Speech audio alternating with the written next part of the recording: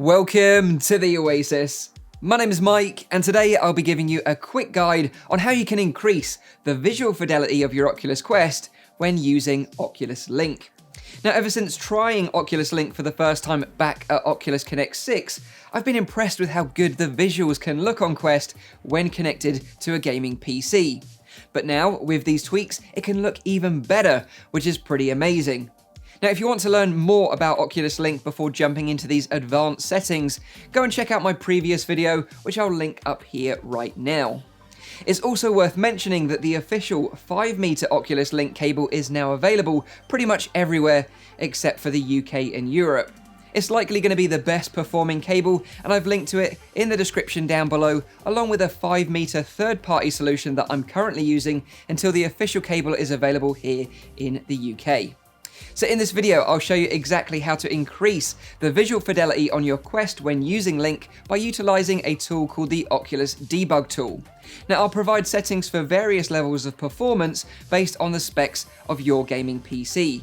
And I'll be testing out with some games myself, and then I'll give you my conclusion at the end of the video. I hope you find this guide useful, and without further ado, let's dive in.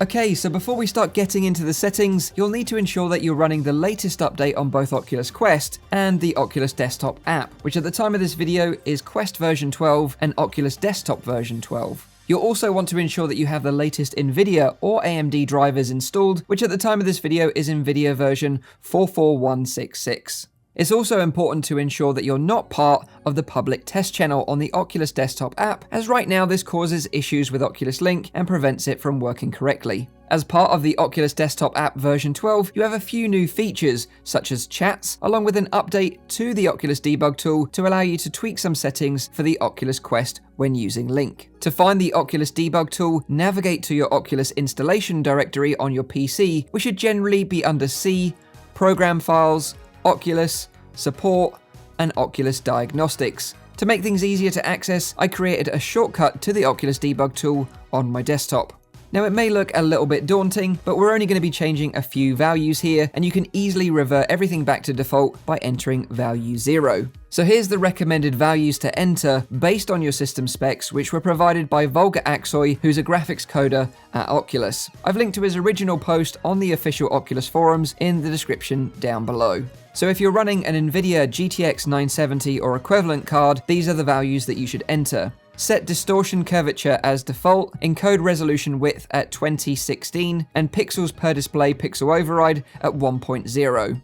If you're running a GTX 1070 or equivalent, the distortion curvature profile should be high, encode resolution width as 2352, pixels per display pixel override at 1.1. Now, if you're running an NVIDIA RTX 2070 card or equivalent, you should set the distortion curvature as low, encode resolution width as 2912, and pixels per display pixel override at 1.2. You can, of course, increase these values even further if you wish. However, this can affect the performance in-game. So if you start to notice dropped frames, you can start to dial it back a bit, starting with the pixels per display override setting. Now, if you want to monitor the performance of the tweaks that you've applied so you know that you're hitting the correct frame rate, you can use the drop-down menu in the Oculus Debug tool under Visual HUD and just select Performance. And this will show you an overlay in the headset over the game that you're running. And this is what it looks like, which I recorded from the Oculus Rift S. Now that you've applied the settings for your specific setup in the Oculus Debug tool, you'll need to restart the Oculus Desktop app for the settings to take effect. You can do this by simply going to Settings, Beta, and Restart Oculus. The settings applied under Oculus Link in the Oculus Debug tool will be retained even after resetting your PC, but please note that the pixels per display override setting won't be, so you'll need to enter this every time that you restart your PC.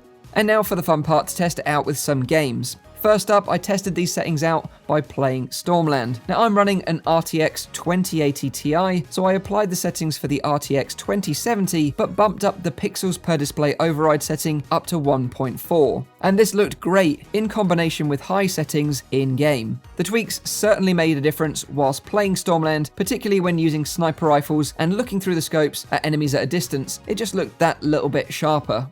Next, I played Asgard's Wrath, and again, the visuals were slightly improved. It's really hard to compare side by side with the default values, and although not a landslide difference, everything just looks a little bit clearer, which is especially nice in a game like Asgard's Wrath, as it's one of the best looking games that VR has to offer. And finally, I played Boneworks from Steam VR. So it's interesting to note that the settings that you apply in the Oculus Debug tool will also work with Steam VR content. Just ensure that you don't increase the values in the Steam VR settings, as essentially you'll be doubling them up, which will significantly affect performance. So here's my conclusion. If you're running a decent spec gaming PC and you're using Quest with Link as your main headset, then applying these values is well worth your time and effort. It's a little bit fiddly right now, but the original post from Volga Aksoy suggests that this isn't the final solution to apply these settings, and it will likely be made more user-friendly in the future. By applying these settings, everything just looks a bit better, particularly when looking at objects in the far distance of a game. I continue to be impressed with what Oculus are doing with the Quest,